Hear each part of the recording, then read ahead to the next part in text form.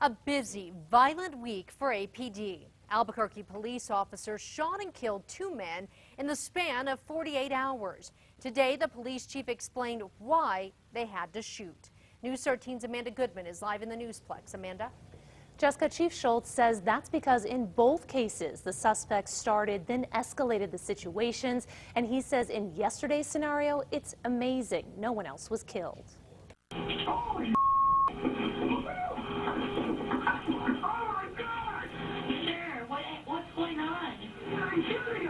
The 911 calls paint a chilling picture of what led up to APD's latest deadly shooting. Police say Gary Atencio, seen here in a mugshot from an old arrest, was upset after his estranged wife told him she did not want to get back together. As Atencio was driving her back to work, APD says he snapped and started attacking her. She was able to get away, but Atencio wasn't ready to let her go. She dialed 911 as he came after her. But Atencio missed. A security guard nearby heard what was going on and scared him off. This was not the first time Atencio had attacked his wife. In 2005, he was arrested for pulling a gun on her.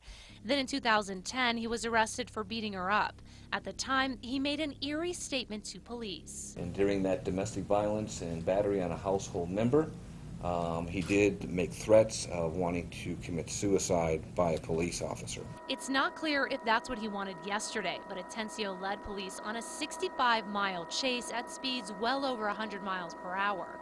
He eventually crashed on I-40 and made a run for it into the desert of the Laguna Pueblo. APD says veteran officer Russell Carter shot and killed Atencio as he ran with his gun toward a home. State police are handling that part of the investigation and have not said if Atencio pointed the gun at police or if he was shot in the back. With the two deadly shootings since Monday bringing renewed scrutiny, the chief defended his officers. These were situations that were started by these individuals. They were the ones that were involved in other illegal activities and events. Chief Schultz says that was especially true in Monday's deadly shooting. APD got a call that Daniel Tillison, a known gang member with more than 20 arrests on his record, was selling stolen stereo equipment in an apartment complex parking lot a few blocks away from Central in Wyoming. When Officer Martin Smith showed up and blocked Tillison's SUV, police say Tillison backed up into Smith's cruiser, trying to ram his way out. The officer then claims Tillison pointed a dark object at him, which turned out to be a cell phone. Most likely it was an attempt to get the officer to back off and allow him to continue to ram his way out of that situation. Again, I can only surmise, don't know why that happened. Whatever Tillison was thinking, Officer Smith, who was standing on the other side of his patrol car, shot him in the chest.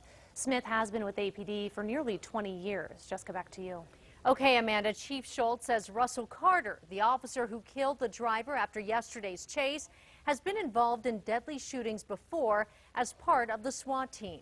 This is a mugshot of the officer from a few years ago after he got into a bar fight in Arkansas where he was doing police work on the side for the feds. He was suspended by APD, then pled guilty to a misdemeanor in that case.